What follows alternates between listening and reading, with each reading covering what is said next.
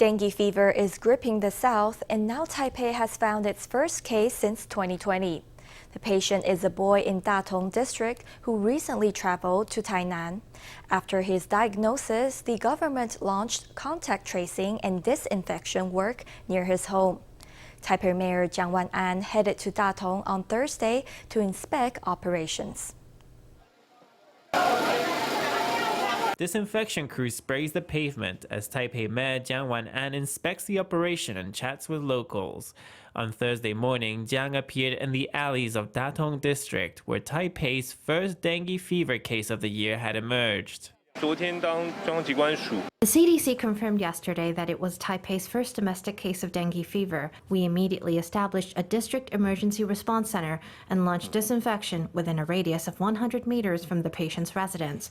In the afternoon, we will convene a task force comprising several government agencies. His first case involves a boy who lives in Datong District. He had gone to Tainan on July 21st for a 3-day trip and later developed symptoms including fever and fatigue. He saw a doctor on August 4th and tested positive for the dengue. His case was reported to the government and contact tracing operations were launched that same day. He was confirmed as a dengue fever patient by the CDC on August 9th. The incubation period for dengue fever is relatively long, so we will monitor the situation until August 31st. The 3 people he lives with were immediately tended to, and they are all in good health. The patient traveled to Tainan in late July. He was mainly active in Tainan's East District and Yongkang District. I'd like to remind people that if you have a history of travel to dengue fever hotspots and you develop a fever, muscle pain, headaches, eye pain, or rashes, please see a doctor as soon as possible.